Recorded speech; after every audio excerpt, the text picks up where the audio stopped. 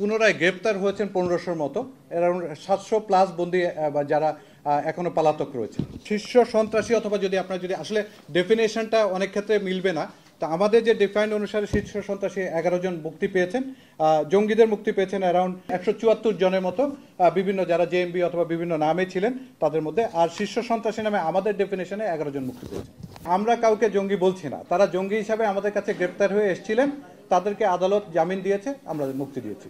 5 August পরবর্তী সময়ে যেহেতু অনেকে মুক্তি পেয়েছেন হয়তো বিভিন্ন কারণে, যে কারণে সংখ্যাটা কমে এসেছিল এবং এটা প্রায় 50-55 হাজারে চলে এসেছিল। বাট বর্তমান সময়ে আবার এটা বিভিন্ন কারণে গ্রেপ্তার হচ্ছেন, যে কারণে এটা ঊর্ধ্বমুখী এবং 65 হাজারে গিয়ে ঠেকেছে। পরিবর্তিত সময় কারাগারের সময় সাময়িকভাবে বন্দী সংখ্যা তুলনামূলকভাবে কমলেও বর্তমানে তা আপনারা জানেন ঊর্ধ্বমুখী রয়েছে।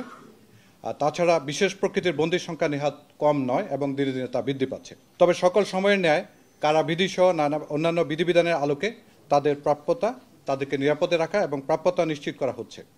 কারাগারের সকল বন্দীকে আগমনের পর শ্রেণী এবং ঝুঁকি নির্ধারণপূর্বক প্রকৃতি অনুযায়ী নির্ধারিত ওয়ার্ড এবং সেলে প্রেরণ করা হচ্ছে।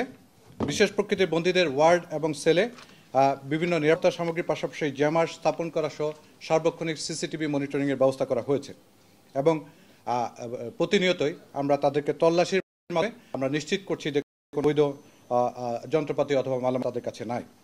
বিশেষ প্রকৃতির বন্দীদের নির্ধারিত এলাকায় মোবাইল ফোন জ্যামার এবং সিসি ক্যামেরায় থাকা মোবাইল ফোন ব্যবহারের আসলে বর্তমানে কোনো সুযোগ আমি দেখছি না।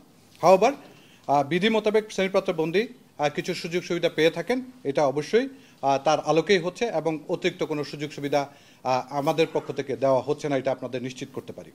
এই আলোকেই আসলে তাদের পক্ষে ওইখানে আয়েশি জীবন যাপন করাটা কতটুকু বাস্তবসম্মত, এটা ডেফিনেটলি প্রশ্নের দাবি রাখে।